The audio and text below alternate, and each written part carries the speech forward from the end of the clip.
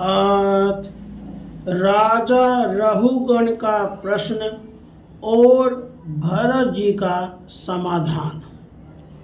राजा रहुगण ने कहा, योगेश्वर, आपने जो यह कहा कि भार उठाने की क्रिया तथा उससे जो श्रम रूप फल होता है, वे दोनों ही प्रत्यक्ष होने पर भी केवल व्यवहार मूल के ही है, वास्तव में सत्य नहीं है।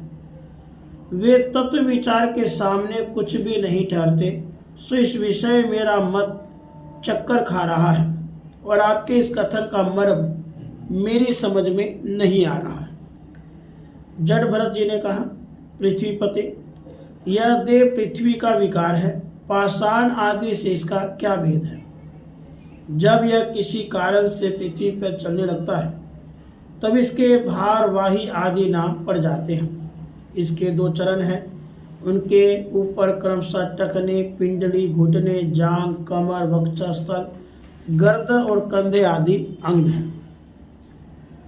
कंधों के ऊपर लकड़ी की पालकी रखी हुई है, उसमें भी सोवीर राज नाम का एक पार्थिव विकार ही है, जिसमें आत्म बुद्धि रूप अभिमान करने से तुम मैं सिंधु देश का राजा हूँ इस प्रकार प्रबल मद से अंधे हो रहे हो, किंतु इसी से तुम्हारी कोई श्रेष्ठता सिद्ध नहीं होती। वास्तव में तो तुम बड़े क्रूर और दृष्टि हो। तुमने इन बेचारे दिन दुखिया कहारों को बेगार में पकड़कर पालकी में जोत रखा और फिर महापुरुषों की सभा में बढ़ बढ़कर बातें बनाते हो कि मैं लोगों की रक्षा करने वाला हूँ। यह तुम्हें शोभा नहीं देता। हम देखते हैं कि संपूर्ण चराचर भूत सर्वदा पृथ्वी से उत्पन्न होते हैं और पृथ्वी में लीन होते हैं। अतः उनके क्रिया भेद के कारण जो अलग अलग नाम पड़ गए हैं, बताओ तो उनके सिवा व्यवहार का और क्या मूल है?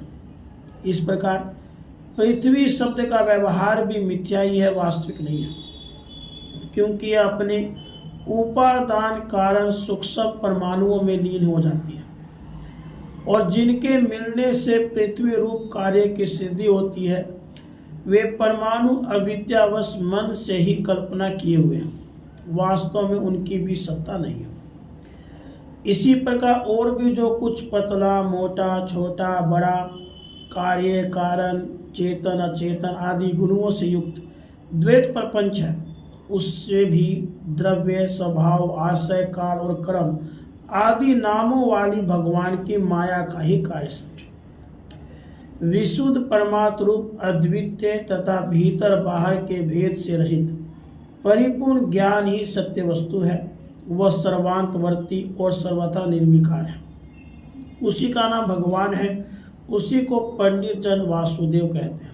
रहुगण, महापुरुषों के चरणों की धूलि से अपने को नहलाए बिना केवल तप, यज्ञ आदि वैदिक कर्म, अनादि के दान, अतिथि सेवा, दिन सेवा आदि ग्रस्तोचित धर्मानुष्ठान, वेदाध्ययन अथवा जल, अग्नि या सूर्य की उपासना आदि किसी भी साधन से यह परमात्म ज्ञान प्राप्त नहीं हो सकता।